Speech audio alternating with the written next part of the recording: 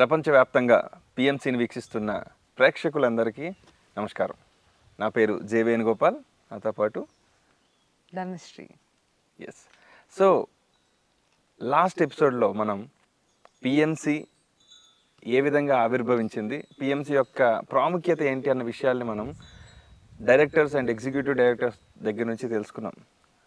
ఆ ప్రక్రియలో భాగంగా నాకేమనిపించిందంటే మా ఇద్దరికి కూడా వారి జీవితాల గురించి, అసలు వారి యొక్క ప్రస్థానం ఏ విధంగా జరిగింది, ఇన్ డెప్త్ రివ్యూ మనం చేద్దాం. అసలు పిఎంసి వరకు వారి యొక్క ప్రస్థానం ఏ విధంగా సాగింది అనే విషయాన్ని తెలుసుకుందాం అనుకున్నాం. ఇందులో వారి రహస్యం ఏంటి, పిఎంసి వరకు రావడానికి గల రీజన్స్ ఏంటి, ఇవన్నిటినీ మనం చర్చించాలనుకున్నాం. సో ఆ ప్రయత్నం ఈరోజు మనం చేస్తున్నాం. సో మాతో పాటు PMC managing director Shri Balakrishna గారు ఉన్నారు. నమస్కారం సార్. నమస్తే. సో సార్, ఇప్పుడు చెప్పండి సార్, అంటే మీ యొక్క పర్సనల్ విషయాలు ఏమున్నా సరే పిఎంసికి వచ్చేటప్పటికి ఆ బాధ్యతని, ఆ కమిట్మెంట్ని మీరు ఇవ్వడానికి ఎప్పుడు సంసిద్ధంగా ఉంటానని మీరు ఫిక్స్ అయ్యి చెప్పారు. సో అయితే ఇప్పుడు పర్సనల్గా వెళ్తే మీ యొక్క లైఫ్ స్టోరీ ఏంటి, అసలు మీరు పిఎంసి వరకు ఎట్లా వచ్చారు, అసలు పిఎంసి మేనేజింగ్ డైరెక్టర్ ఎలా అయ్యారు అనే విషయాన్ని అన్నింటినీ కూడా మన ప్రేక్షకులకు వివరిద్దరు. కానీ సో ఇందాక లాస్ట్ ఎపిసోడ్లో చాలా అద్భుతంగా చెప్పారు మీ యొక్క పర్సెప్షన్ పిఎంసి వైపు అండ్ మీ డెడికేషన్, మీ కమిట్మెంట్ కూడా. It was wow. సో మీ యొక్క బాల్యం, అంటే ఈ ధ్యానానికి రాకముందు, అంటే మీరు బాల్యం నుంచి ధ్యానం చేస్తున్నారా, లేదంటే లైఫ్ ఈ మధ్యలో మీకు ధ్యానం గురించి తెలిసిందా? అసలు ఇంత కమిట్మెంట్ ఉండాలి పిఎంసి వైపు అంటే, చాలా ఇంత డెడికేషన్ ఉండాలి, దాని మీద చాలా నమ్మకం ఉండాలి. సో అసలు ఈ నమ్మకం అనేది మీకు ఎలా స్టార్ట్ అయింది, అసలు మీ బాల్యం అనేది ఎలా గడిచింది? మాది గుడివాడ దగ్గర వానపాముల అని ఒక విలేజ్. నా చిన్నప్పుడు నాకు ఒక 5 ఇయర్స్, ఆ టైంలో 4 ఇయర్స్ 5 ఇయర్స్ ఉండి ఉంటాయి. మా ఫాదర్ మదర్ వాళ్ళు కర్ణాటక షిఫ్ట్ అయ్యారు. ఓకే.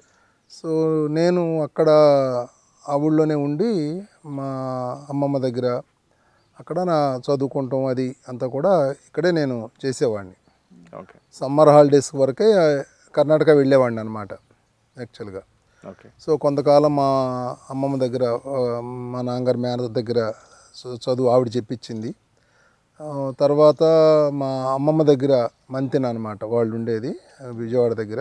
అక్కడ చదువు ఒక 2nd క్లాస్ వరకు అక్కడ చదివాను. 1st 2nd అక్కడ స్కూల్లో చదివాను, బోర్డింగ్ స్కూల్లో. తర్వాత 3rd నుంచి గన్నవరంలో మా పిన్ని వాళ్ళ దగ్గర ఇంటర్మీడియట్ వరకు అక్కడే చదవడం జరిగింది. ఓకే. ఓకే. చిన్నప్పటి నుంచి నాకు నేను 4th క్లాస్ 3rd 4th క్లాస్లో ఉన్నప్పుడు రామాయణము భారతం మా తాతగారు చెప్పేవాళ్ళు అనమాట. గాంధీ బొమ్మ దగ్గర ఆయన ఊళ్ళో చెప్తూ ఉండేవాడు. సో నాకు అప్పుడు స్పిరిచువల్గా బీజం అనేది పడింది. భారతము రామాయణం, మెయిన్ భారతం. సో భారతం మీద నాకు చిన్నప్పుడు అయితే చాలా అలా పేర్లు, పాత్రల పేర్లు అన్నీ బాగా గుర్తుండే కూడా. సో భారతం అది మీద నా స్పిరిచువల్ బీజం అనేది అక్కడ పడింది ఆయన ద్వారా. తర్వాత ఇక చదువు అక్కడ గన్నవరంలో నేను చదువుకుంటాం మా పిన్ని గారి దగ్గరే.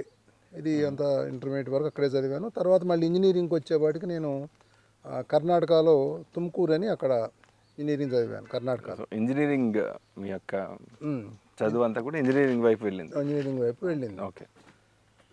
ఇంజనీరింగ్ వైపు వెళ్ళింది. యాక్చువల్గా నేను మెకానికల్ చదువుదాము అనుకుంటే మా ఫాదర్ ఎవరో చెప్పింది విని సివిల్ ఇంజనీరింగ్లో జాయిన్ చేశారు. ఓహ్, సివిల్ ఇంజనీర్గా మీరు? Civil engineer. మళ్ళీ నేను కాదని చెప్పి మళ్ళీ నెక్స్ట్ ఇయర్కి వచ్చేవాడికి మళ్ళీ అప్పుడు ఏమైందంటే మా రూమ్మేటు ఉండేవాడు, అతని మీద ఎక్కువ డిపెండ్ అయ్యాను అనమాట సివిల్ ఇంజనీరింగ్లో. ఓకే. అంటే వాడితో చెప్పించుకుంటాం, వాడి నోట్స్ వాడుకుంటాం, ఇట్లా జరిగేది. ఓకే. అప్పుడు నాకు అర్థమైంది నేను వీడి మీద ఎక్కువ డిపెండ్ అవుతున్నాను అనేది నాకు ఒకటి అర్థమైంది. సో ఒకటి మెకానికల్ ఇంట్రెస్ట్, 2 వాడి మీద డిపెండ్ అవ్వడం ఇష్టం లేక నేను మళ్ళీ మెకానికల్కి షిఫ్ట్ అవ్వడం జరిగింది అనమాట. ఓకే. సో అక్కడ ఇంజనీరింగ్ అంతా కూడా తుమ్కూరులోనే కంప్లీట్ అయింది. ఓకే. సో అంటే మీకు ఫ్యామిలీలో మదర్ అండ్ ఫాదర్ ఇంకెవరు ఉన్నారు సార్? 2 సిస్టర్స్ ఉన్నారు. 2 సిస్టర్స్. ఒక సిస్టర్ ఏమో కర్ణాటకలోనే ఉంటుంది, మా బావ ఇచ్చారు. రెండో సిస్టర్ కూడా మా బావకే ఇచ్చింది. ఓకే. వాళ్ళు ప్రెసెంట్గా డెహ్రాడూన్లో ఉంటున్నారు. ఓకే. వాళ్ళు ఫ్యామిలీస్ వాళ్ళు డెడికేటెడ్గా మెడిటేషన్ చేస్తారు, ప్రచారం చేస్తారు. ఓకే. ఓకే. అట్లా అనమాట. మా మా రెండో సిస్టర్ పేరేమో మాధవి, మల్లేశ్వరరావు. వాళ్ళిద్దరు డెహ్రాడూన్లో ఓకే. వర్క్ చేస్తున్నారు ఇప్పుడు. పెద్ద సిస్టర్ ఏమో అనురాధను కిషోర్. వాళ్ళు సిరుగుప్పులో వాళ్ళు పిరమిడ్ కట్టారు ఒకటి, నైస్. అక్కడ ప్రచారం చేయడం అది కూడా చేస్తున్నారు అనమాట. ఓకే. సో ఫ్యామిలీ అందరూ కూడా మెడిటేషన్లో ఇన్వాల్వ్ మా ఫాదర్ తరపు వాళ్ళందరూ ధ్యానంలోకి వచ్చారు ఆల్మోస్ట్, మా మేనత్తలు వీళ్ళంతా. మళ్ళీ మా మదర్ తరపు వాళ్ళు ఎవరు రాలా, ఓకే, చాలా తక్కువ. ఓకే, ఇది అయిపోయిన తర్వాత నేను జాబ్ హైదరాబాద్లో జాబ్ చేశాను. సో ఇంజనీరింగ్ కంప్లీట్ మొత్తానికి మీరు మెకానికల్ కంప్లీట్ చేశారు. అయిన తర్వాత నేను హైదరాబాద్లో ఒక 1.5 year జాబ్ చేశాను. జాబ్ చేసినప్పుడు నాకు మ్యారేజ్ కూడా అప్పుడే అయ్యింది. తర్వాత నేను కాంట్రాక్ట్స్లోకి, రైల్వే కాంట్రాక్ట్స్లోకి రావడం జరిగింది. రైల్వే కాంట్రాక్ట్స్లో ఒక ఆల్మోస్ట్ ఒక 5-6 years 4 years రైల్వే కాంట్రాక్ట్స్ చేయడం జరిగింది. తర్వాత మళ్ళీ అక్కడి నుంచి రైల్వే కాంట్రాక్ట్స్ నుంచి 94 ఆ టైంలో మళ్ళీ చేపల చెరువులని, రొయ్యల చెరువులని అవి తీసుకుంటాం జరిగింది. ఆ టైంలో మంచి భూములు ఉన్నాయి అప్పుడు, అవి తీసుకుంటాం జరిగింది. తర్వాత వాటిని మళ్ళీ అమ్మేసేసి మళ్ళీ ల్యాండ్స్ తీసుకుంటాం కర్ణాటకలోనే, యాదగిరి అని. మా ఫాదర్ వాళ్ళేమో సిరుగుప్ప అని అక్కడ ఉండేవాళ్ళు. నేను ల్యాండ్స్ యాదగిరి అని కర్ణాటక రాయచూర్ దగ్గర అక్కడ ల్యాండ్స్ తీసుకుని వాటిని డెవలప్ చేయడం జరిగింది అనమాట. ఓకే సార్, ఇక్కడ ఒక్కసారి ఫాస్ట్ ఫార్వర్డ్ చేస్తే ఇప్పుడు ఉన్న బాలకృష్ణ గారు, అప్పుడు చెరువులు మెయింటైన్ చేసిన బాలకృష్ణ గారు, వీళ్ళిద్దరిని కంపేర్ చేసుకున్నప్పుడు మీరు గతంలో ఉన్న బాలకృష్ణ గారిని తిట్టుకుంటారా మీరు ఏమైనా? నేనేమి తిట్టుకోను నేను. ఓకే, ఎందుకంటే అది నా గతం. అది ఇప్పుడు అది నా గతం. ఇప్పుడు నాకు తెలియక నేను ఆ పనులు చేశాను నేను. ఓకే ఓకే, ఇప్పుడు కానీ నాకేంటంటే పాస్ట్ నుంచి లెర్నింగ్. అంటే నేను చదువుకునేటప్పుడు ఏమనుకునేవాడిని అంటే ఒక కంపెనీ పెట్టుకుని దాన్ని డెవలప్ చేయాలనుకున్నాను నేను. ఓకే, కానీ నేను యాక్చువల్ లైఫ్లోకి వచ్చిన తర్వాత, ఎర్నింగ్స్లోకి వచ్చిన తర్వాత నేను 4 years 5 years కోటి కొత్తది మారిపోయిందనమాట. ఓకే, ఆ జాబ్ చేశాను, కాంట్రాక్ట్లు చేశాను, చెరువులు అన్నాను, ల్యాండ్స్ అని అన్నీ మారిపోతూ వచ్చినాయి. అంటే అది మళ్ళీ మారడం కూడా ఎట్లా ఉండేది, మళ్ళీ బిగినింగ్ నుంచి నేర్చుకున్నా దాన్ని నేను A to Z. మళ్ళీ కొత్తది దాని ఒక లెవెల్లోకి రావడం, దాన్ని వదిలేయడం, మళ్ళీ కొత్త స్టార్ట్ చేయడం, మళ్ళీ కింద నుంచి దాన్ని డెవలప్ చేసుకొస్తాం, మళ్ళీ దాన్ని వదిలేయడం, మళ్ళీ స్టార్ట్ చేయడం. ఓకే, నేను ఒక్కోసారి అనుకునేవాడిని అనమాట, ఏంటి నా లైఫ్, నేను అనుకుంది ఒకటి, ఒకే దాన్ని డెవలప్ చేసుకుంటూ వెళ్ళాలి అని, డెవలప్ అవ్వాలనుకున్నా. కానీ ఎప్పటికప్పుడు కొత్త కొత్త వాటిలో నేను ఎంటర్ అయ్యాను నేను అనేది నాకు ఎందుకు వచ్చింది అని అనుకున్నాను నేను, ఎందుకు జరిగింది ఇట్లా అని. నాకు అర్థమైంది ఏంటి అంటే, ఇదే లైఫ్లో ఎన్నో జీవితాలకు సంబంధించిన పాఠాలను నేర్చుకుంటూ జరిగింది. ఓకే, 4 years ఒక పాఠం, 4 years ఒక కొత్త జీవితం, ఎన్నో రకాల అనుభవాలు, కొత్త కొత్త విధానాలను మీకు అనుభవాలు అవన్నీ కూడా. ఓకే, సో దాన్ని నేను వాటిని నా పాస్ట్లో నుంచి నేను అనుభవాన్ని తీసుకున్నాను నేను. ఓకే అండి, అర్థమైంది. ఇదంతా అనుభవ జ్ఞానానికి ఉపయోగపడింది. ఒక పనిని ఎట్లా బిగినింగ్ నుంచి డెవలప్ చేయొచ్చు అనేది నాకు అర్థమైంది. ఓకే, ఎందుకంటే నెంబర్ ఆఫ్ వర్క్స్ చేయబట్టి. ఓకే, ఓకే, దాన్ని ప్రతిసారి అంటారు అనుభవమే జ్ఞానం అంటారు సార్. అవును, అట్లా అంటే పర్ఫెక్ట్గా ఉంది నా లైఫ్, అంటే నా డిజైన్ అది పర్ఫెక్ట్గా ఉంది అనేది అయితే నాకు అర్థమైందండి. ఓకే, బాగుంది సార్. అయితే ఇప్పుడు మళ్ళీ ఒక్కసారి వెనక్కి వెళ్తే, సో ఆ విధంగా మీకు ఉద్యోగం మొదట స్టార్ట్ అయిన తర్వాత మొదట కొన్ని బిజినెస్లు స్టార్ట్ చేశారు, తర్వాత ఏం చేశారు? ఇప్పుడు ఉద్యోగం చేశాను, బిజినెస్ చేశాను, కానీ ఎప్పుడు ఏమనుకునేవాడిని, జీవితం ప్రశాంతంగా ఉండాలి అనుకునేవాడిని నేను. ఓకే, జీవితం ఎప్పుడు ప్రశాంతంగా ఉండాలనుకునేవాడిని.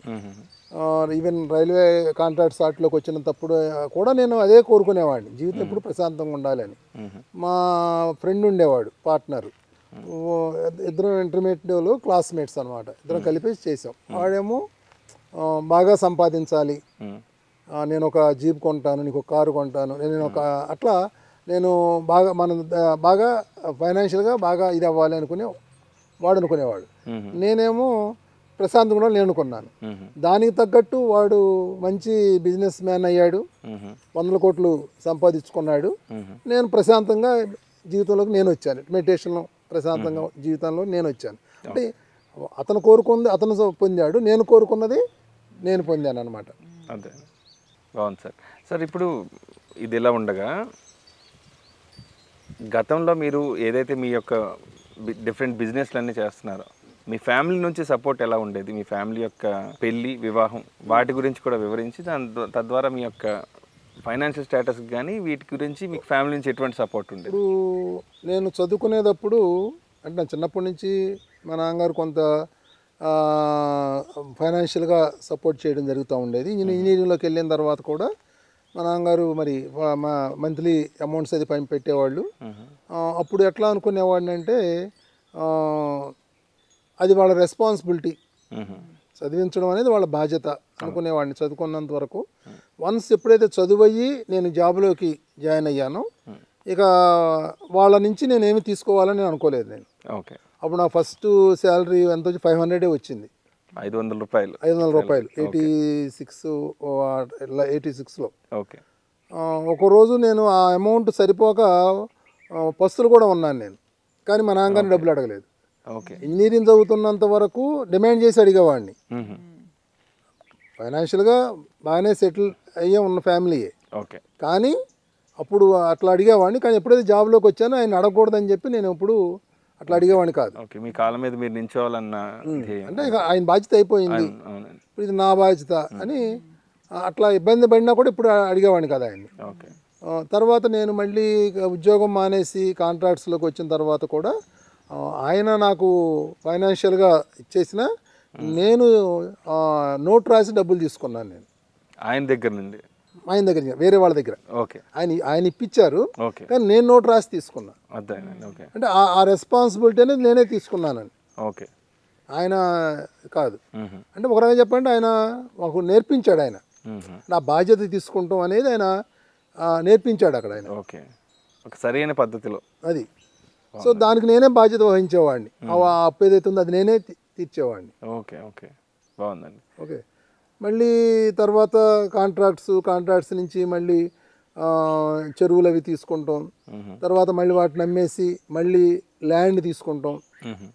ఇంకొక పక్కన మిషన్స్ తీసుకున్నాను నేను, వరి కోసే మిషన్స్ తీసుకుంటాం. ఓకే. ఓకే. సో అట్లా చేసుకుంటూ వచ్చాను. 2002లో నేను మెడిటేషన్లోకి వచ్చేంత వరకు వాటి మీద ఎక్కువ ఫోకస్ ఉండేది. ఓకే. ఎప్పుడైతే 2002లో మెడిటేషన్లోకి వచ్చానో ఇక అప్పుడు కామ్ అయిపోవడం జరిగింది. ఇక వాటి మీద ఇక ఎక్కువ ఫోకస్ పెట్టకుండా ఒక 25% నా లైఫ్కి సరిపడా ఎర్నింగ్స్ వచ్చేటట్టు ఫోకస్ పెట్టి ఓకే. మిగిలిన ఇక స్పిరిచువల్గా నాకు అర్థమైపోయింది మన పర్పస్ ఏంటి అనేది అర్థమైంది. ఓకే. సో అందుకని ఇక ఇటు ఫోకస్ చేయడం జరిగింది.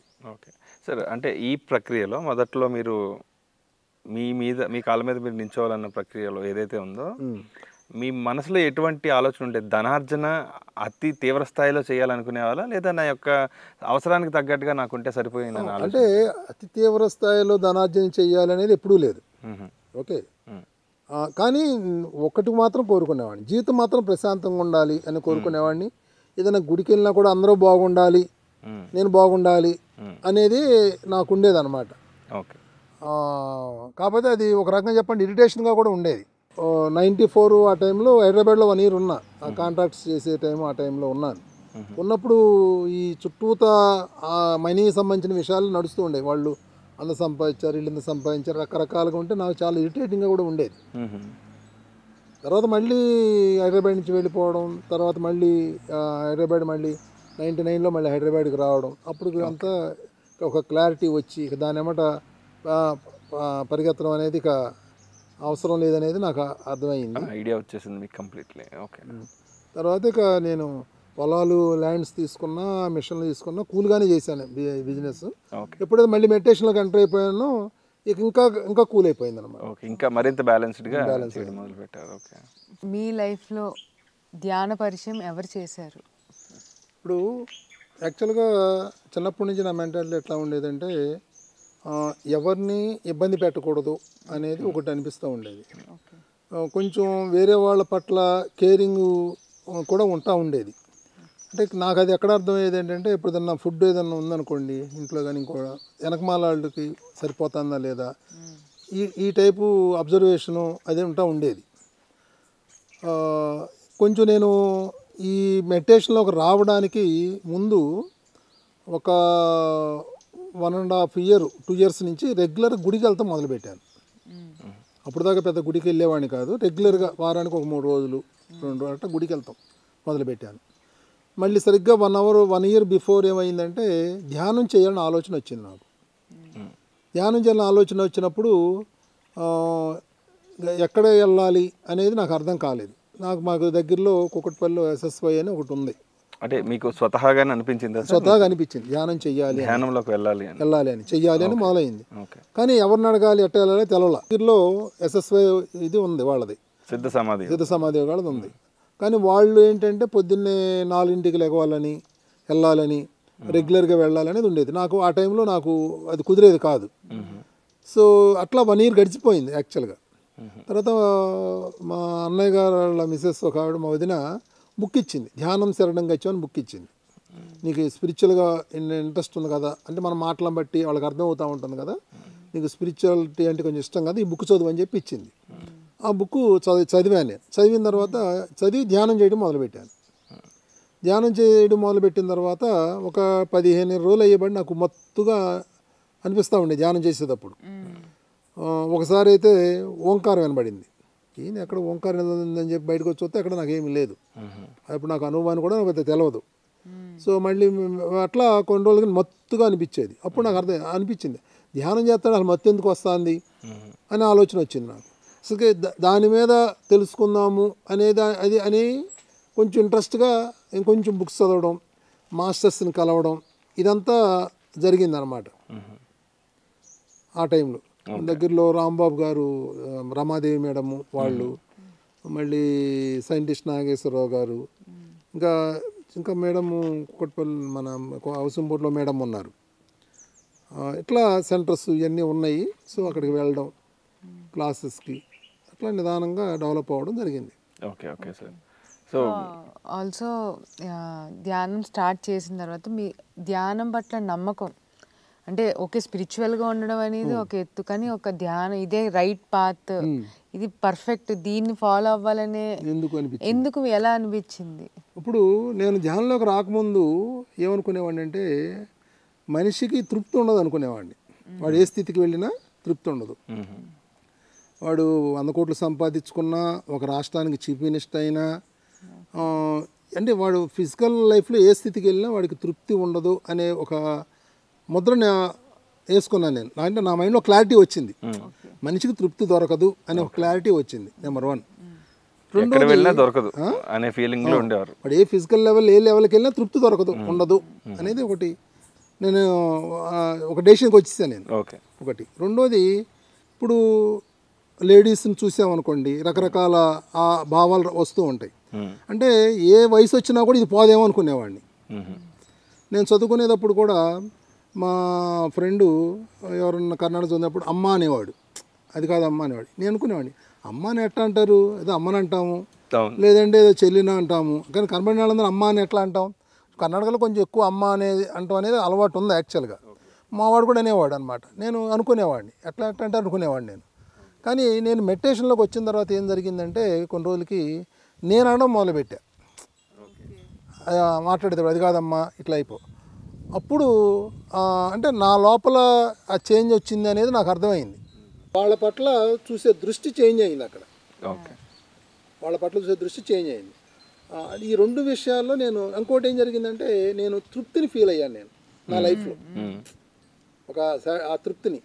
ఈ 2 విషయాల ద్వారా నేను ధ్యానాన్ని నమ్మాను. ఎప్పుడైతే నాకు నా లైఫ్లో ముందే నేను నిర్ణయం తీసుకున్నాను, లేడీస్ పట్ల మన ఆలోచన విధానం మారదు అనేది ఒకటి, జీవితంలో తృప్తి ఉండదు అనేది ఒకటి, ఈ 2 నాకు ఎప్పుడైతే దొరికినాయో ధ్యానంలో నేను పొందాను, అప్పుడు నేను ధ్యానాన్ని నమ్మాను. సో ఏ విషయానికైనా నమ్మకం అనేది పునాది. సో ఆ పునాది మీకున్న ప్రశ్న ద్వారానే సమాధానం దక్కడం ద్వారా మీకు ఆ నమ్మకం కలిగింది. అంటే తృప్తి అనేది ఉండదు అని ఫిక్స్ అయ్యారు. ఆ తృప్తి మీరు ఎప్పుడైతే అనుభవించారో దెబ్బకి ఇంకా మీకు కంప్లీట్లీ ధ్యానం నమ్మకం అనేది కలిగింది ధ్యానం పైన. అవును. ఓకే. అట్లాగే నాకు హెల్త్ ప్రాబ్లం ఉండేది, నడువు నొప్పి ఉండేది. నడువు నొప్పి ఉంటే మా కజిన్ అతనికి నడువు నొప్పి ఉండేది, అతను బెల్ట్ కూడా వేసుకునేవాడు. అతను నడువు నొప్పి పోయింది. అతను ఏమన్నాడు, నీకు కూడా నడువు నొప్పి పోతుందిలే అన్నాడు. అన్నాను, లేదు నాకు పొట్ట వల్ల వచ్చింది నడువు నొప్పి, నాకు పోయింది నీకు పోదు, నీకు పోయింది కానీ నాకు పోదు అని అన్నాను నేను. కానీ ఒకరోజు నేను విజయవాడ నుంచి బళ్ళారి వెళ్తా అంటే సడన్గా ట్రైన్లో గమనిస్తే నాకు నడువు నొప్పి లేదు. ఓకే. సడన్గా ఒక రోజు ఏ నడువు నొప్పి పోయిందే అనుకున్నా నేను. మ్మ్. సో ఒక 15 రోజులు అసలు ఏ నొప్పి లేదు, కంప్లీట్గా పోయింది. 15 రోజులు ఓకే నడువు నొప్పి పోయింది అనేది నాకు అర్థమైంది. ఓకే. ఓకే. తర్వాత మళ్ళీ వచ్చింది, ఒక 10% ఉంది, ఇంత ముందున్న అంటే ఒక 10%. ఓకే. మళ్ళీ ఎప్పుడు ఏమనుకున్నాను, ఏదో కర్మ అది కాతి ఉందో అది పోతుందని నేను దాన్ని వదిలేసాను. ఓకే. ఒక 3 years దాన్ని వదిలేసాను. వదిలేసిన తర్వాత ఒకరోజు సేతు విజ్ఞానం ఇదంతా చదివిన తర్వాత మళ్ళీ నాకేమి ఇచ్చిందంటే కర్మ లేదు గడిది గుడ్డు లేదు అనుకున్నా. ఆ 10% పోయింది. ఓకే. ఓకే అండి, అర్థమైంది. ఓకే. సో ఇప్పుడు మీరు అన్నట్టుగా సేతు విజ్ఞానం ఎన్నో కొన్ని వేల వర్క్షాప్స్ చేశారు. Even it was ultimate successful workshops. So అసలు సేతు విజ్ఞానం అనేది ఎందుకు మీరు పట్టుకున్నారు? అసలు మీకు అందులో ఎసెన్స్ ఏంటి? ఎందుకు మీరు మీ యొక్క పర్టికులర్గా బాలకృష్ణ సార్ అంటే సేతు విజ్ఞానం అని ఒక బ్రాండ్ వచ్చింది కంప్లీట్లీ. సో దీని గురించి మేము తప్పకుండా తెలుసుకోవాలి. దాన్ని అంతా హైలైట్ చేసి మాట్లాడుతున్నారు సేతు గురించి. ఇప్పుడు నేను మెడిటేషన్లోకి వచ్చిన తర్వాత వితిన్ ఒక 2-3 monthsలో క్లాసెస్ చెప్పడం మొదలుపెట్టాను. నేను చెప్పడం మొదలుపెట్టిన తర్వాత ఫస్ట్ టోల్టెక్ 4 అగ్రిమెంట్స్ అది బాగా అది నాకు క్లియర్గా అర్థమైంది ఏంటంటే 6 నెలలు నా సాధన తర్వాత ఆ బుక్ చదివాను నేను. 6 నెలల్లో డెవలప్మెంట్ ఎంత వచ్చిందో ఆ బుక్ చదివిన తర్వాత అంత డెవలప్మెంట్ వచ్చింది. ఆ టోల్టెక్ 4 అగ్రిమెంట్ బుక్ చదివిన తర్వాత. సో ఆ పుస్తకం గురించి చెప్పడం మొదలుపెట్టాను క్లాసుల్లో. తర్వాత ఒక 6 నెలల తర్వాత మళ్ళీ రామ్తా చదివాను. రామ్తా చదివినప్పుడు నాకు క్లియర్గా అది అర్థమవుతుంది. ఎస్ ఇదంతా కరెక్టే అనేది అర్థమవుతుంది నాకు రామ్తాలో రాసిందంతా. కానీ దాన్ని ఒప్పుకోవాలి అంటే భయం అనమాట. ఎందుకంటే జీవితం మారిపోతుంది నన్ను ఒప్పుకుంటే. నేను అప్పుడు దాకా గుళ్ళ చుట్టూ తిరిగి నన్ను ఏ భగవంతుడు కాపాడతాడు, ఏ వెంకటేశ్వర స్వామి ఏ ఆంజనేయ స్వామి కాపాడతాడు అనుకునే స్థితిలో నేను అసలు నువ్వే దేవుడివి, నీ జీవితాన్ని నువ్వే బాధ్యత వహించు, నీ జీవితాన్ని నచ్చినట్టు నువ్వు జీవించు అని రామ్తో చెప్తా అంటే అసలుకి గ్రహాలను సృష్టించిందే నువ్వు, వాటిని చూసి నువ్వెందుకు భయపడతావు ఆయన క్వశ్చన్ అడుగుతాడు. సో ఇదంతా లోపలేమో కరెక్ట్ అనిపిస్తుంది, దాన్ని ఒప్పుకుంటే లైఫ్ మారిపోతుంది. ఇన్నర్లో ఎక్కడో సంశయం అనమాట. సో ఎంతోమందిని అడిగారు రామ్తాలో రాసిందా కరెక్టేనా అని, సీనియర్ మాస్టర్స్ అంతా కరెక్టే అన్నారు. తర్వాత ఇక ఆ నమ్మకాన్ని 99 తీసుకొచ్చి ఒక 1% డౌట్ పెట్టి పత్రికారిని అడిగా, సార్ రామ్తాలో రాసిందంతా కరెక్టేనా సార్ అని. సార్ సీరియస్గా ఎరా పుస్తకాలు రాసే వాళ్ళందరూ అవులగాళ్ళు అనుకుంటున్నారు, ఇక్కడి నుంచి అవతల పోని చెప్పి తిట్టిన తర్వాత నేను నవ్వుకుంటూ వచ్చేసాను. వచ్చి ఆ రామ్తా సబ్జెక్ట్ చెప్పడం మొదలుపెట్టాను. రామ్తా సబ్జెక్ట్ చెప్పడం మొదలుపెట్టాను. నేను 2002లోకి మెడిటేషన్లోకి వచ్చాను. సో మీరు అది చెప్పే ముందే యూ చేంజ్ సార్, అంటే మీరు అది ఒప్పుకున్నారు కంప్లీట్లీ ఒప్పుకోబట్టే మరి ఆ సబ్జెక్ట్ చెప్పడం అది చెప్పడం మొదలుపెట్టా. ఇంకొకటి పూజల విషయం వచ్చేవాడు కూడా మా కజిన్ అని చెప్పా కదా, వాళ్ళంటూ గూడంతా కూడా బూజు పెట్టిపోయింది. ఏంటి ఫోటో అతను రోజు 2 గంటలు పూజ చేసేవాడు. రంగారావు అని పూజ చేశాడు. ఏంటి నువ్వు పూజలు చేయడం లేదంటే మానేశాను అన్నాడు. అన్ని పూజ ఎట్ట మానేస్తారు అని ఇట్ట నోటి మీద వేలేసుకున్నా, నాకు బాగా గుర్తు. అట్లాంటిది పూజ దూరం అయిపోయాను నేను. వారానికి 3 రోజులు గుడికి వెళ్ళేవాడు, నేను పూజకి దూరం అయిపోయాను. నేను చేయాలనిపించలేదు నాకు, అట్లా జరిగింది. సో రామ్తా సబ్జెక్టు చెప్పడం మొదలుపెట్టాను. సో తర్వాత కానీ ఆ రామ్తా సబ్జెక్టుని నేను అంత బాగా చెప్పలేకపోయేవాడిని. అంటే అంత కన్వీనియంట్గా ఉండేది కాదు నాకు చెప్పడానికి. సబ్జెక్టు ఓకే మంచిదే, కానీ చెప్పడానికి నాకు ఇష్టమే అయినా చెప్పడానికి కన్వీనియంట్ ఉండేది కాదు. ఎప్పుడైతే సేతు విజ్ఞానం చదివానో అప్పుడు నాకు అది చాలా చాలా కన్వీనియంట్గా అనిపించింది అనమాట చెప్పడానికి. ఒక సిస్టమేటిక్గా అని అనిపించింది అనమాట. ఆ సేతు రామ్తా సేతు ఆల్మోస్ట్ 2 ఒకటే సబ్జెక్టు, కానీ ఇది ఇంకొంచెం క్లారిటీగా విపులంగా ఉంది సేతు విజ్ఞానం చెప్పడానికి వీలుగా. సో సేత్ కంప్లీట్లీ ఎసెన్స్ ఏంటి సార్? లైక్ ఒక జిస్ట్లో చెప్పాలంటే, ఒక మాటలో చెప్పాలి అంటే నువ్వే ఆ పరమాత్మ స్వరూపుడువు. ఎన్నో లోకాల్లో నువ్వు ఎన్నో దేహాలతో విస్తరించి ఉన్నావు, నువ్వే ఆ పరమాత్మ అని చెప్పేదే సేత్. ఒక్క మాటలో చెప్పాలంటే నువ్వే పరమాత్మ అని చెప్పేసి. దీన్ని నువ్వు ప్రాక్టికల్ చేయమని చెప్తాడు ఆయన, సింపుల్గా మళ్ళీ చెప్పాలంటే ఆయన. Okay, okay. తెలుసుకొని వదిలేయడమే కాదు ప్రాక్టికల్గా కూడా నువ్వు చేయాలి. ప్రాక్టికల్స్ అంటే ఎలాంటి ప్రాక్టికల్స్ ఉంటాయండి? అంటే నువ్వు ఆ పరమాత్మవు అనే దాన్ని నువ్వు దాన్ని నమ్మడానికి నువ్వు ప్రాక్టికల్ చేసుకో, ప్రయత్నపూర్వకంగా తెలుసుకోవడం ఇదంతా. చూసారు, అయితే సేతు విజ్ఞానం గురించి మిమ్మల్ని మాట్లాడడం మొదలు పెట్టండి అని అంటే కంప్లీట్లీ మీ లైఫ్ స్టోరీ అంతా సేతు విజ్ఞానంలో ఉంది అన్న విషయం అర్థమవుతుంది.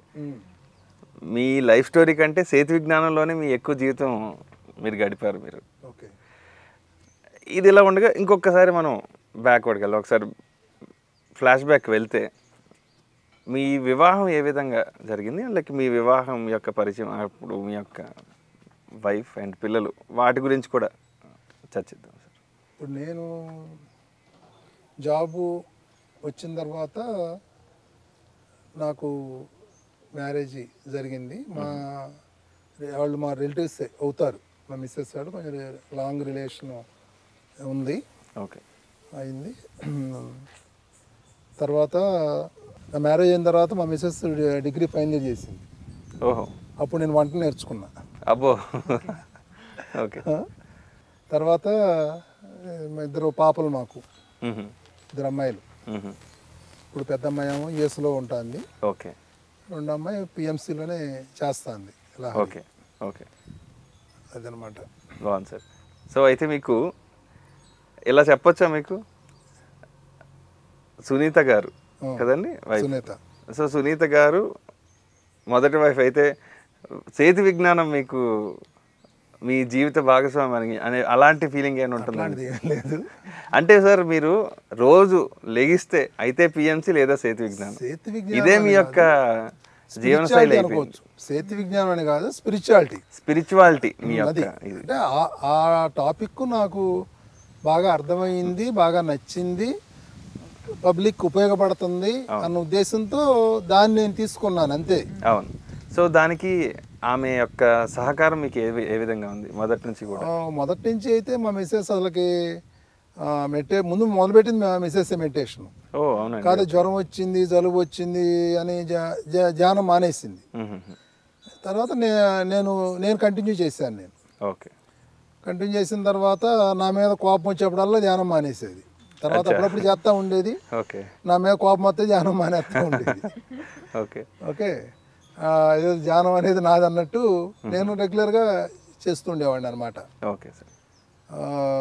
మొదట్లో చాలా అంటే భయపడి ఉంటుంది, మనం ఎక్కడ సన్యాసుల్లో కలిసిపోతామేమో అని.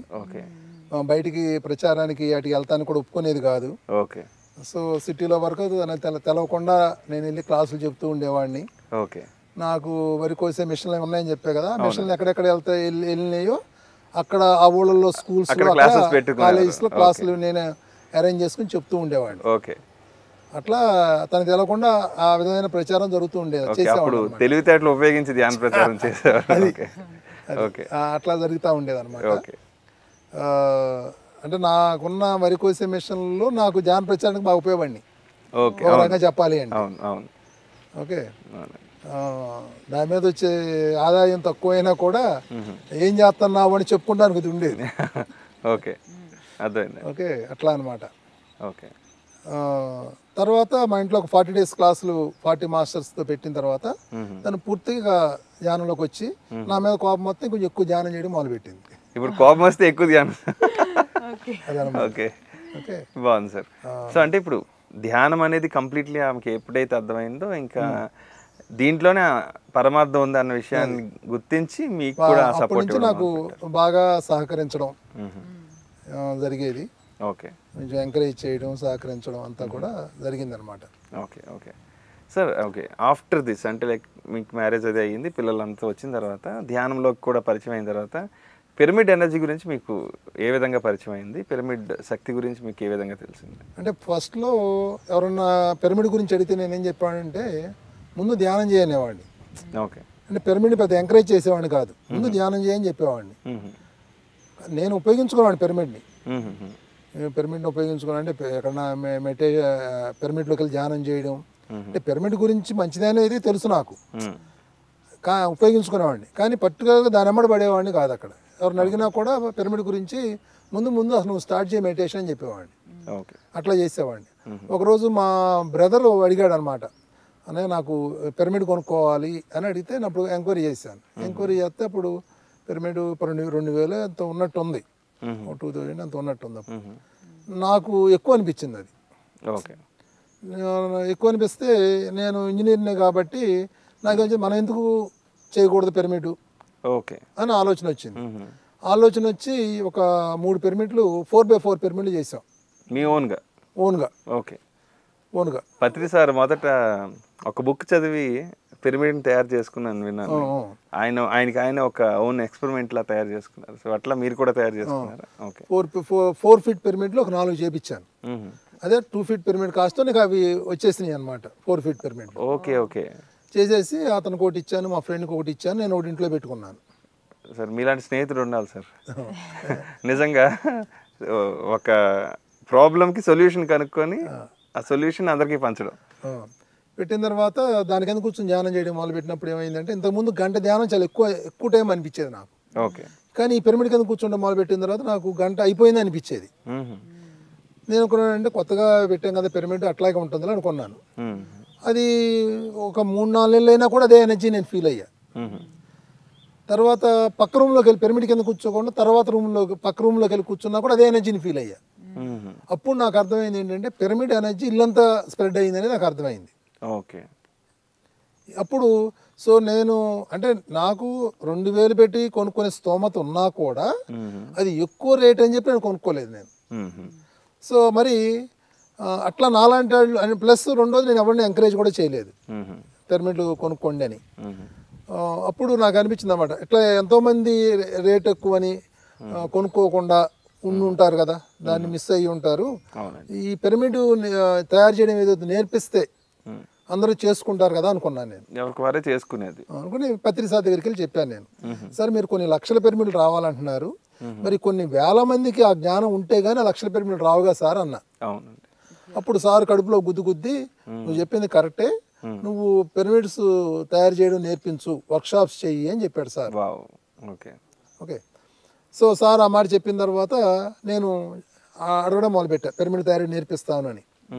కవిక్కల్ సెంటర్ వాళ్ళు కన్విన్స్ అయ్యేవాళ్ళు కాదు, ఎందుకంటే అప్పుడు పిరమిడ్లు తయారు చేసేవాళ్ళు 2-3 ఉండేవాళ్ళు. ఓకే. వాళ్ళు అనుకుంటే మేము పిరమిడ్లు అమ్మి కొంత సెంటర్ రన్ చేస్తున్నాము, పిరమిడ్ తయారు చేయడం ఎవరికాళ్ళు నేర్చుకుంటే కనుక మరి మాకు ఆదాయం పోతుంది కొంతమంది.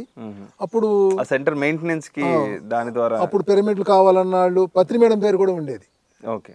ఓకే. మరి మేడం ఏమన్నా అనుకుంటారేమో అని ఫీల్ అయిన వాళ్ళు కొంతమంది. ఓకే. సో ఒక్కొక్కళ్ళని కన్విన్స్ చేయడానికి నా 4 రోజులు పెట్టేది. ఓకే. మరి 1030 మంది వచ్చేవాళ్ళు, మరి సంవత్సరంలో 360 మంది, మరి కొన్ని వేల మంది నేను ఎప్పుడు నేర్పిస్తా అనే ఆలోచన నాకు వచ్చింది. రెండోది ఏంటంటే మా మిస్సెస్ బయటకు వెళ్తే ఊరుకునేది కాదు ఆ టైంలో, ఆవిడ పూర్తిగా ఇంకా జనంలోకి రాలేదు. సో అప్పుడు ఏం చేశానంటే ధ్యాన మహాచక్రంలో పిరమిడ్ వర్క్షాప్ పెట్టాలనే ఆలోచన నాకు వచ్చింది. అప్పుడు షిరిడీలో ఆ వర్క్షాప్ పెట్టానమాట.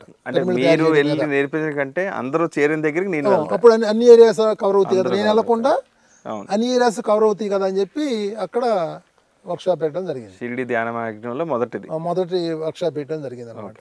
అప్పటి నుంచి ప్రతి ధ్యానయజ్ఞంలోనూ వర్క్షాప్ చేయడం మొదలుపెట్టాను. ఓకే. షిరిడి అంటే హిందీలో, అక్కడ తెలుగులోనే పెట్టారు కంప్లీట్, అక్కడ కూడా తెలుగులోనే పెట్టాను 2006లో. ఓకే.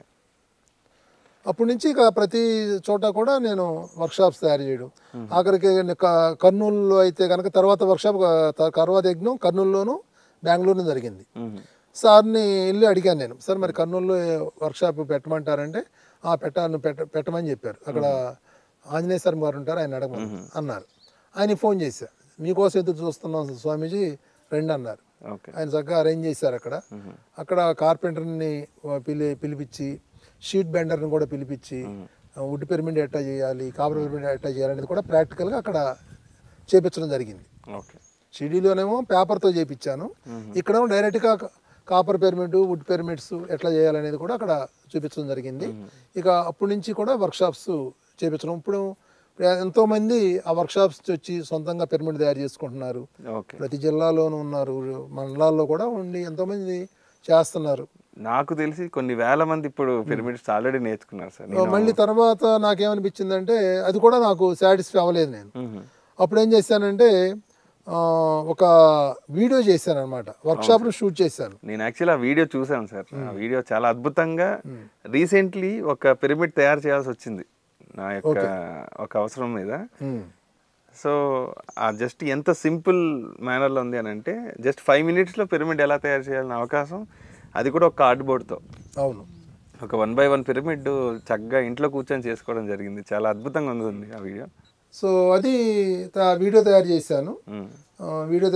దాని మీద బ్రోచర్లు చేశాను అన్ని లాంగ్వేజ్లోను, తమిళం, కన్నడ, హిందీ, ఇంగ్లీష్లో బ్రోచర్లు వీడియో చేశాను. తర్వాత దాన్ని ఇంగ్లీష్లోకి, హిందీలోకి ఇప్పుడు మారినాయి, తర్జుమైనవి. హిందీలోను ఇంగ్లీష్లో కూడా ఇప్పుడు వచ్చినాయి అనమాట. ఓకే, అందరికీ అవసరం కూడా అది. చాలా మంది దాన్ని చూసి ఫోన్లు చేస్తూ ఉంటారు, చేస్తున్నారు అట్లా. సో ఆ వీడియో చూసినప్పుడు సార్ చెప్పారనమాట, సార్ వీడియో చూపించి, సార్ ఇది పిరమిడ్ తయారు చేయడం మీద సిడి సార్ అంటే, సార్ మొత్తం చూసాక నువ్వు చచ్చిపోవచ్చాయా అన్నాడు సార్. లేదు సార్, నాకు ఇంకా చాలా పనులు ఉన్నాయి సార్ అని చెప్పి. ఓకే, ఇది ఒక్కటే కాదు, ఇంకా ఉన్నాయి చేయాల్సిన పనులు. అది. సో మీరు ఈ మాటకి చెప్పాలి అని అంటే, మీరు జీవితంలో అతి ముఖ్యంగా తీసుకున్నది ఏంటి? ఇన్ని సంవత్సరాలు బట్టి మీరు చూసిన వాటిల్లో ఇదే ఇంకా నా లైఫ్, నా పరమపదం ఇదే, ఆ గమ్యం ఇదే అని మీకు మీరు భావించిన భావన ఏంటి?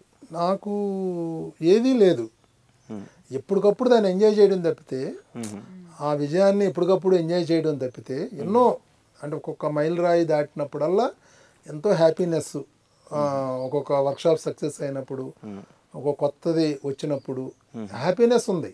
కానీ అది ఏది కూడా నాకు ఇంకా పూర్తి తృప్తికి రాలేదు. ఎందుకు అంటే ఇంకా నేను నేర్చుకోవాల్సిన ఇంకెంతో ఉంది, ఇంకా ఎదగాల్సిన ఎంతో ఉంది అనేది నాకు తెలుసు కాబట్టి. ఇప్పటికీ మీరు అదే ఫీల్ అవుతారా సార్? అంతే, ఇప్పటికీ కూడా. ఇప్పుడు కూడా. సో ధ్యానం వచ్చిన తర్వాత తృప్తి అంటే ఏంటో తెలిసింది, తృప్తి ఉంటుందని తెలిసింది, అంటే భౌతికమైన తృప్తి.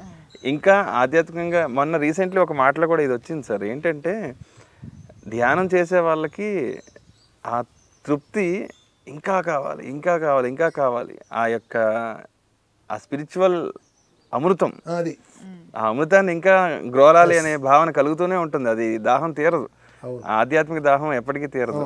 దాంట్లో ఎప్పుడు తృప్తి పడకూడదు కూడా. అవును, భౌతికమైన తృప్తి. ఓకే, అవును, గాట్ ఇట్ సార్. సో అయితే మరలా మనం సేతు విజ్ఞానం దగ్గరికి వచ్చేద్దాం సార్. దీని గురించి మరిన్ని విషయాలు మనం తెలుసుకోవాలి, సేతు విజ్ఞానం గురించి మీ దగ్గర నుండి. సో మొదటగా మీకు సేతు విజ్ఞానం అనే కాన్సెప్ట్ మీకు తెలిసింది, దాంతోపాటుగా ముందుగా రామ్తా విజ్ఞానాన్ని కూడా మీరు పరిచయం చేసుకున్నారు. సేతు విజ్ఞానం అనేది మరింత సులువుగా అందరికీ మనం తెలియజేసే ప్రక్రియ ద్వారా మనం తెలియజేయవచ్చు అనేది మీరు ఫిక్స్ అయ్యారు. సో దాని గురించి ఒకసారి సేతు విజ్ఞానం మీరు నమ్మారు, సో అందరూ నమ్మాలని ఉందా? ఇప్పుడు సత్యం అనేది అక్కడ నమ్మకంతో సంబంధం లేదు. అక్కడ సత్యం అక్కడ. ఇప్పుడు ఎవరిని నమ్మించడానికి మనం లేము, ఇక్కడ ఎవరిని నమ్మించడానికి లేము, అది వాళ్ళ ఇష్టం. నేను ఎప్పుడు కూడా సేతు విజ్ఞానం గురించి ఇన్ఫర్మేషన్ ఇచ్చేవాడిని. ధ్యాన జగత్తులో ఉంది. ఫస్ట్ నేను పాంప్లెట్ తయారు చేసిన తర్వాత సార్కి ఇస్తే, సారు ధ్యాన జగత్తులో ఇచ్చారు, సారే ఇచ్చారు. అప్పటి నుంచి ఇప్పుడు దాకా ధ్యాన జగత్తులో వస్తుంది. వర్క్షాప్లో ఎంతో అద్భుతమైన అనుభవాలు వస్తూ ఉంటాయి చాలామందికి. కానీ ఏ రోజు కూడా ఏ అనుభవాన్ని కూడా ధ్యాన జగత్తులో ఇవ్వమని చెప్పడం కానీ ఎప్పుడు చేయలేదు నేను. ఓకే, ఓన్లీ నేనేమనుకున్నా అంటే ఇన్ఫర్మేషన్ వెళ్ళాలి అందరికీ, రావడం రాకపోవడం అనేది వాళ్ళ ఇష్టం. అట్లాని నేను వాళ్ళని ఏదో నమ్మించాలి అనేది కూడా నాకు లేదు అక్కడ. ఓకే, అది వాళ్ళ ఇష్టం. అక్కడ సత్యం చెప్పడం వరకే మన పని, తెలిసింది నాలెడ్జ్ని ఇవ్వడం వరకే నా పని. నేను రుజువు పరచాల్సిన అవసరం లేదు అక్కడ. వాళ్ళు వస్తే వాళ్ళకే ఓన్ అనుభవం వస్తుంది, నేను ఎందుకు వాళ్ళకి రుజువు చేయాలి అనే ఆలోచన నాకు ఎప్పుడూ లేదన్నమాట. సో నోటి మాటగా ఒకళ్ళనొకళ్ళు చెప్పుకొని వర్క్షాప్కి వస్తూనే ఉంటారు. ఉన్న కొద్దీ 30 మందితో మొదలుపెట్టింది 300 మంది, 500 మంది. మొన్న సూరత్లో అయితే 1100 మంది వచ్చారు. మౌత్ పబ్లిసిటీ ద్వారా మౌత్ పబ్లిసిటీ అంతే. ఓకే, సో 1100 మంది అంటే it's not a small thing, it's a great achievement sir. So సేత్ విజ్ఞానం మీద ఒక బేస్ ఏంటి, అండ్ బేస్ ఏంటి కంప్లీట్లీ, అండ్ మీరు ఏ బేస్ చేసుకుని దీన్ని ప్రచారం చేస్తున్నారు? ఇప్పుడు నేను ధ్యానంలోకి వచ్చిన తర్వాత ప్రేమనాథ్ గారితో ఎక్కువ కాంటాక్ట్లో ఉండేవాడిని. ఏం డౌట్స్ ఉన్నా సార్ని అడుగుతాం. అప్పుడప్పుడు మాది సిరుగొప్ప వయా ఆదోని వెళ్ళేవాడిని. ఆదోన్లో సార్ వాళ్ళ ఇల్లు. సో సార్ని కలుస్తూ ఉండేవాడిని, ప్రేమనాథ్ గారిని. ప్రేమనాథ్ గారు కౌన్సిలింగ్స్ చేస్తూ ఉండేవాళ్ళు. నేను ఆయన చేసే కౌన్సిలింగ్ చూసి నేను చేయడం మొదలుపెట్టాను. ఆ కౌన్సిలింగ్స్ ద్వారా నాకు చాలా అద్భుతమైన అనుభవాలు నేను పొందాను. ఓకే, సార్ని ఒక టైంలో కూడా అడిగాను నేను, సార్ మీరు ఈ కౌన్సిలింగ్స్ చేయడం మీద ఒక ట్రైనింగ్ ఇవ్వండి సార్ అని కూడా అడిగేవాడిని నేను. ఓకే, నేను చేసేవాడిని కౌన్సిలింగ్స్.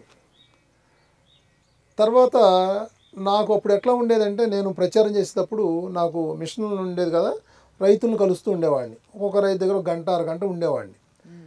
వాళ్ళ 1 గంటలో 10 నిమిషాలు ధ్యానంలో కూర్చోబెట్టేవాడిని, 10 నిమిషాలు చెప్పి.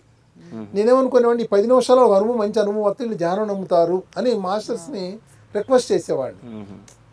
వీళ్ళకి ఒక మంచి అనుభవాన్ని ఇవ్వండి అని.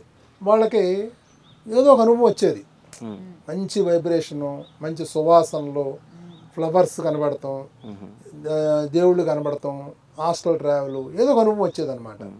ఆ 10 నిమిషాల్లోనే ఎంత ఎనర్జీ ఉండేది అంటే, నేను 7-8 నిమిషాల కన్నా ఎక్కువ సేపు కళ్ళు మూసుకోలేకపోయేవాడిని.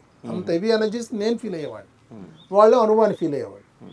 ఒక టైంలో అయితే మాస్టర్ నిజంగానే వచ్చాడని అప్పుడప్పుడు కళ్ళు కూడా తెరిచి చూసేవాడిని. అంత వైబ్రేషన్ నేను ఫీల్ అయ్యాను అనమాట. సో అది అంటే ఒక్కోసారి వాళ్ళని అడిగేవాడిని, నువ్వు అంటే ధ్యానం మీద వాళ్ళకి నమ్మకం రావడం కోసం నువ్వు ఎక్కడ మాస్టర్ నీకు ఎవరంటే ఇష్టం, ఏ దేవుడు అంటే ఇష్టం, వాళ్ళని చూస్తావా, వాళ్ళతో మాట్లాడతావా, లేదు నువ్వు ఎక్కడికన్నా తిరుపతి వెళ్తావా, హిమాలయాస్కి వెళ్తావా, సో అని అడిగి నేను గైడ్ చేస్తే వాళ్ళు ఆ ఎక్స్పీరియన్స్ వాళ్ళకి వచ్చేది. ఓకే, సో అప్పుడు నాకు అర్థమైంది, ఇప్పుడు మనం ఏదైతే చెప్తున్నామో వాళ్ళకి అనుభవం వస్తుంది అనేది నాకు అర్థమైంది. ఓకే, తర్వాత ఒక వర్క్షాప్ దాన్ని పెట్టాను అనమాట, ఎక్స్పీరియన్స్ ద ట్రూత్ అని ఒక వర్క్షాప్ పెట్టాను. ఆ వర్క్షాప్ యొక్క ఉద్దేశం ఏంటంటే, ప్రతి వాళ్ళకి ఒక అనుభవం రావాలి, ధ్యాన అనుభవం. ఎప్పుడైతే ధ్యాన అనుభవం వస్తుందో ధ్యానాన్ని నమ్ముతారు అనుకునేవాడిని నేను. వాళ్ళ లోపల నమ్మకం అనేది స్టార్ట్ అవుతుంది. నేను ఒక వర్క్షాప్ పెట్టాను, వాళ్ళకి ఏదో ఒక అనుభవం రావాలి, టెలిపతియో, ఆటో రైటింగో, ఆకాశ్ రికార్డ్ స్టడీ చేయడమో, లేదు హాస్టల్ ట్రావెల్, థర్డ్ అయ్యో, ఏదో ఒక అనుభవం రావాలి. అట్లా వర్క్షాప్ పెట్టిన తర్వాత 80% వాళ్ళకి అనుభవాలు వచ్చాయి. సో ఆ వర్క్షాప్ ఎట్లా చేయాలనేది మళ్ళీ మాస్టర్స్ నుంచి మెసేజ్ తీసుకుని చేసాను, అది వేరే విషయం. కానీ అనుభవాలు వచ్చాయి అన్నమాట. అవి ఒక 3 సెషన్లు చేశాను నేను. ఇవన్నీ నేను గమనించిన తర్వాత నాకు ఏమనిపించిందంటే, ఈ అనుభవాలు వచ్చిన వాళ్ళు ధ్యానంలోకి వచ్చారా అంటే నాకు వచ్చినట్టు ఏం కనబడలా, నాకు కంటిన్యూ చేసినట్టు కనబడలా. నాకేమర్థమైందంటే, వీళ్ళు ఇప్పుడు ఏమనుకుంటున్నారంటే, వీళ్ళు వచ్చినప్పుడు నమ్ముతున్నారు, తర్వాత నేను ఊహించుకున్నానేమో అనే దాంట్లోకి వెళ్ళిపోయి మళ్ళీ ధ్యానం చేయడం లేదు, వాళ్ళలో వాళ్ళు ఒక అపనమ్మకం. అప్పుడు నాకు అర్థమైంది, ఇది వల్ల ఉపయోగం లేదు అనేది అర్థమైంది. వీళ్ళకి ఫిజికల్గా ఏదో అనుభవం రావాలి, అప్పుడు నమ్మేవాళ్ళు, నమ్ముతారు అనేది అర్థమైంది నాకు. అప్పుడు భౌతికమైనటువంటి అనుభవం వచ్చేటట్టు, అంటే వాళ్ళకి ఒక జబ్బు తగ్గడం, భయం పోవడం, వీటి మీద నేను ఫోకస్ చేయడం జరిగింది కౌన్సిలింగ్స్లో. సో దానికి సంబంధించిన అనుభవాలు, నేను ఆ నాలెడ్జ్ని పొందడం జరిగింది. ఓకే, నాకు ఇంకోటి ఏంటంటే, సేత్ వర్క్షాప్ అనే వాటికి రోజుకు ఒక 15 గంటలు కంటిన్యూగా కూర్చోబెట్టాలి వాళ్ళని. కూర్చోబెట్టాలంటే వాళ్ళకి అక్కడ ఎనర్జీ ఉంటే కానీ వాళ్ళు కూర్చోలేరు. లేనప్పుడు 1 గంట కూడా మనం అక్కడ కూర్చోలేము, ఆ ఎనర్జీ లేనప్పుడు.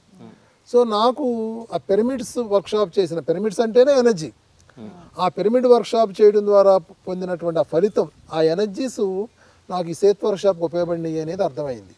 ప్లస్ ఈ కౌన్సిలింగ్స్ ద్వారా వచ్చిన అనుభవం ఏదైతే ఉందో, ఆ నాలెడ్జ్ ఏదైతే ఉందో, నేను ఈ సేత్ విజన్ చెప్పడానికి, ఒక కాన్ఫిడెంట్గా చెప్పడానికి నాకు ఉపయోగపడింది అనేది నాకు అర్థమైంది అనమాట. ఓకే, ఆ బుక్ చదివేటప్పుడే, నేను సగం బుక్ చదివినప్పుడు బళ్ళారి వెళ్ళాను.